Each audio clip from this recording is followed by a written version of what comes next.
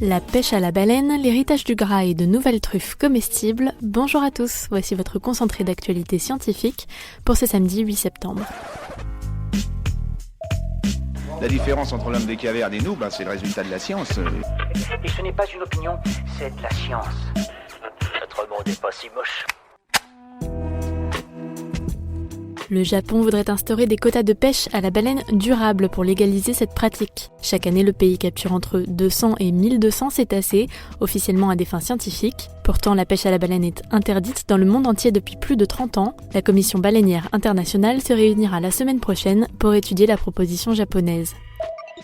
Selon une étude, nous héritons du bon gras de nos mères et du mauvais gras de nos pères. Les scientifiques se sont penchés sur le gène H12 qui détermine l'héritage du gras. Il apparaît que lorsque nous héritons ce gène de notre mère, notre corps fabrique davantage de bon gras, et à l'inverse, lorsque nous l'héritons de notre père, il fabrique du mauvais gras qui peut conduire à l'obésité, au diabète et aux maladies cardiovasculaires.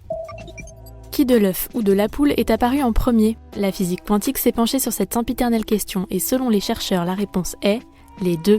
C'est ce que l'on appelle l'ordre causal indéfini, un principe qui veut que des événements peuvent se produire sans ordre établi.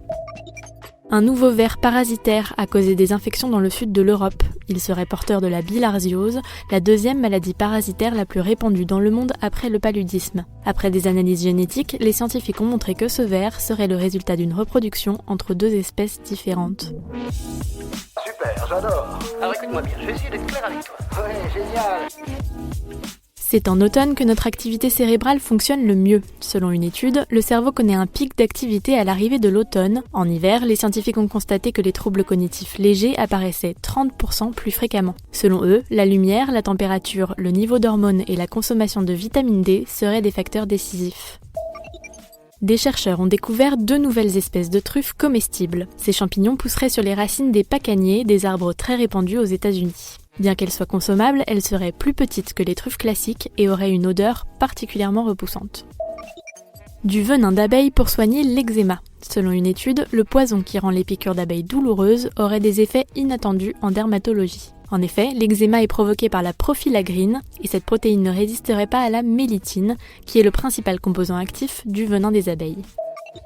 Un fromage vieux de 7200 ans a été découvert en Croatie. Des chercheurs affirment avoir retrouvé des résidus caractéristiques de lait fermenté sur la côte dalmate. Ce seraient les plus anciennes traces de fromage retrouvées sur les bords de la Méditerranée. C'est tout pour aujourd'hui. Nous vous disons à demain pour un nouveau concentré d'actualité scientifique. Voilà. Il ne reste plus qu'à vous remercier de votre attention. Au revoir.